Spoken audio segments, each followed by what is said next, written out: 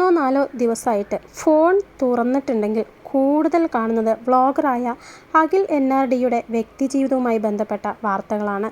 ആദ്യമൊക്കെ ഇതൊരു വെറും ഗോസിപ്പ് അല്ലെങ്കിൽ ട്രോൾ മാത്രമാണെന്ന് കരുതി തള്ളിക്കളഞ്ഞവർക്ക് മുന്നിലേക്കാണ് ബിഗ് ബോസ് താരവും യൂട്യൂബറുമായ സായി കൃഷ്ണ, അതായത് നമ്മുടെ സീക്രട്ട് ഏജൻറ്റ്, ഈ വാർത്ത ഔദ്യോഗികമായി സ്ഥിരീകരിച്ച് രംഗത്തെത്തിയിരിക്കുന്നത്.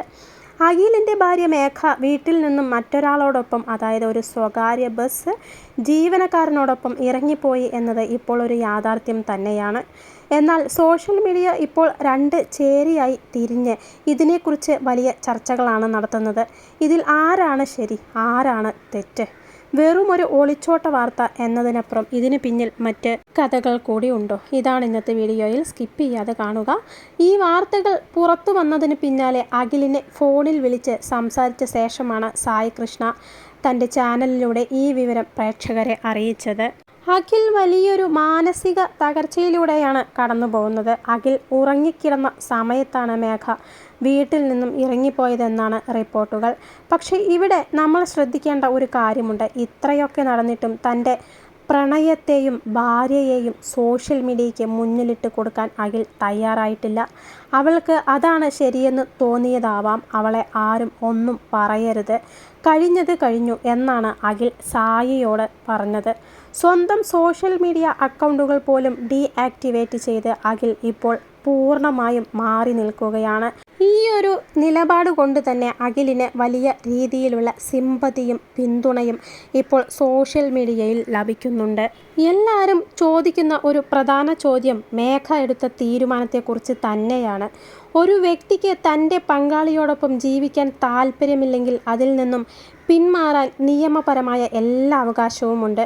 പ്രണയമുണ്ടായിരുന്നോ, ദാമ്പത്യത്തിൽ പ്രശ്നങ്ങളുണ്ടായിരുന്നോ, അതൊക്കെ അവരുടെ വ്യക്തിപരമായ കാര്യങ്ങളാണ്. പക്ഷേ അതിനായി തിരഞ്ഞെടുത്ത വഴി എത്രത്തോളം ശരിയാണ്? മേഘയ്ക്ക് ഈ ദാമ്പത്യം മുന്നോട്ട് കൊണ്ടുപോകാൻ താല്പര്യമില്ലായിരുന്നു എങ്കിൽ അവർക്ക് ഒരുപാട് മാന്യമായ വഴികൾ ഉണ്ടായിരുന്നു. ഒന്നുകിൽ സ്വന്തം മാതാപിതാക്കളോട് സംസാരിക്കാമായിരുന്നു, അല്ലെങ്കിൽ നിയമപരമായി ഒരു നല്ല അഡ്വക്കേറ്റിനെ കണ്ട് ഡിവോഴ്സിന് അപേക്ഷിക്കാമായിരുന്നു. പരസ്പര സമ്മതത്തോടെയോ അല്ലാതെയോ വിവാഹമോചനം നേടിയ ശേഷം അവർക്ക് താല്പര്യമുള്ള ആളുടെ കൂടെ, ഇനിയിപ്പോൾ ആ ബസ് ഡ്രൈവറുടെ കൂടെ തന്നെ നിയമപരമായി കല്യാണം കഴിഞ്ഞ് ജീവിക്കാമായിരുന്നു.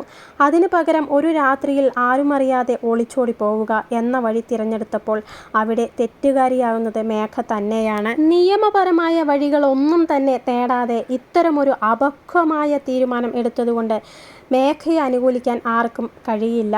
എന്നാൽ കഥ ഇവിടെയും തീരുന്നില്ല. നമ്മൾ അഖിലിനെ മാത്രം വലിയൊരു വിശുദ്ധനാക്കി ചിത്രീകരിക്കേണ്ടതുണ്ടോ എന്ന ചോദ്യവും ഇപ്പോൾ സോഷ്യൽ മീഡിയ ചർച്ച ചെയ്യുന്നുണ്ട്. ചില വീഡിയോകൾക്ക് താഴെ വരുന്ന കമൻറ്റുകളിൽ വിരൽ ചൂണ്ടുന്നത് അഖിലിൻ്റെ ഭാഗത്തെ ചില തെറ്റുകളിലേക്കാണ്. അഖിലിന് വിവാഹശേഷവും മറ്റ് ചില പെൺകുട്ടികളുമായി ബന്ധങ്ങൾ ഉണ്ടായിരുന്നു എന്നും ഒരു ആരോപണമുണ്ട്.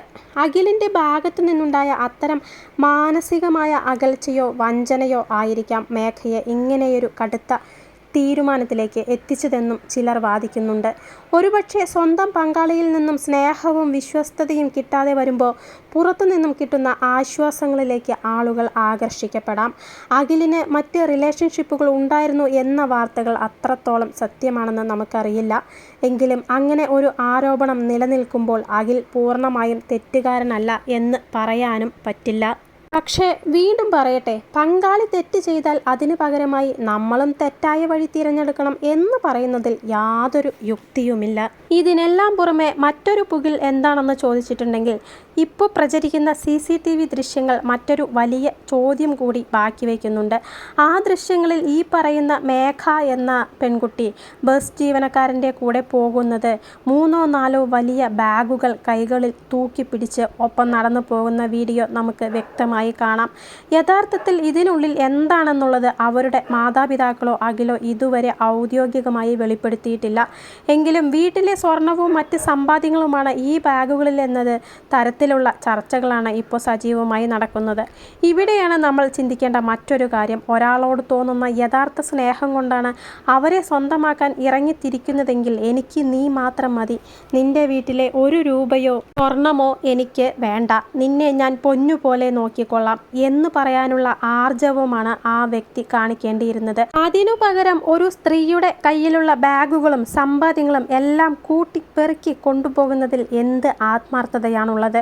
നാളെ ഈ സ്വർണവും സമ്പാദ്യങ്ങളും ഒക്കെ തീർന്നു പോകുമ്പോൾ ഈ വ്യക്തി മേഘയെ വഴിയിൽ ഉപേക്ഷിക്കില്ല എന്ന് എന്താണ് ഉറപ്പ്? വെറുമൊരു വൈകാരികതയുടെ പുറത്ത് എടുത്ത ഈ തീരുമാനം നാളെ വലിയൊരു ചതിക്കുഴിയിലേക്ക് ആയിരിക്കുമോ മേഘയെ കൊണ്ടുചെന്നെത്തിക്കുക എന്നത് കാലം തെളിയിക്കേണ്ട ഒന്നാണ്.